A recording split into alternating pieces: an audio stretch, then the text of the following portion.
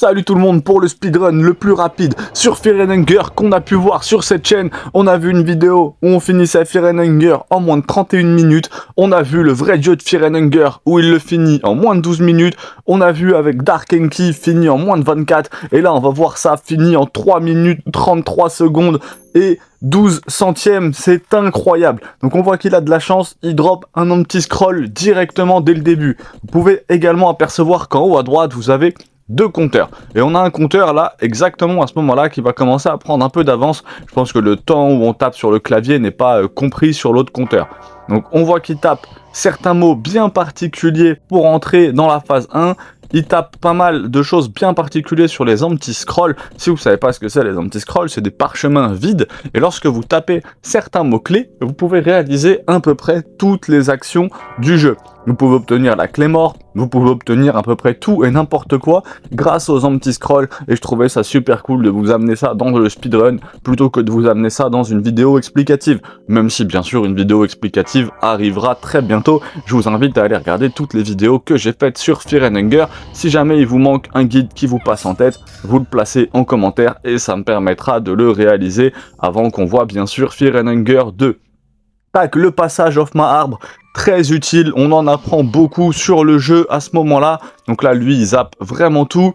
Il fume un petit peu de BCD ou un petit peu d'opium, on dirait, afin de maintenir son personnage en pleine tranquillité. On peut voir qu'il glitch quasiment l'intégralité du jeu. Hein, c'est quand même assez fou, on est à 1 minute 40 et on est déjà dans ma arbre, on a déjà passé la porte, on est déjà dans le Golden Temple pour ce qui va s'annoncer quasiment être le seul combat de cette superbe run, le seul combat qui va être contre François. Donc il continue à fumer afin de garder son personnage tranquille. Je vous déconseille de faire ça dans la vraie vie, j'ai commencé à faire ça adolescent, ça ne cause que des problèmes. Ne fumez pas, c'est vraiment pas une bonne chose, sauf si vous n'avez pas le choix. Petite parenthèse santé fermée, on va continuer, on voit qu'il équipe ses personnages le plus possible et il va aller directement déglinguer François. Comment battre François? Le commentary, la vidéo guide de comment battre François est déjà disponible sur ma chaîne, vous avez plus qu'à en profiter. Donc on va voir qui fait un petit carnage, le combat est assez facile, François c'est pas un combat très compliqué, surtout à côté je sais pas de la skin Granny ou de Sylviane par exemple, qui a l'air d'être vraiment le mob le plus compliqué. Je vous ai fait quasiment tous les mobs, il me manque peut-être Grogoroth et peut-être quelques autres mobs essentiels, des petits mobs on va dire de Fear & Hunger 1, mais je vais vraiment passer sur Termina, va vraiment falloir que je me motive, et je vais pas avoir besoin de beaucoup de motivation parce que j'ai vraiment envie d'essayer la suite de ce jeu sublime afin de voir ce que ça donne et si possible vous réaliser autant de guides et prendre autant de plaisir à vous commenter des runs. Ça me permettra peut-être de devenir le youtubeur français numéro 1 sur Fear & Hunger.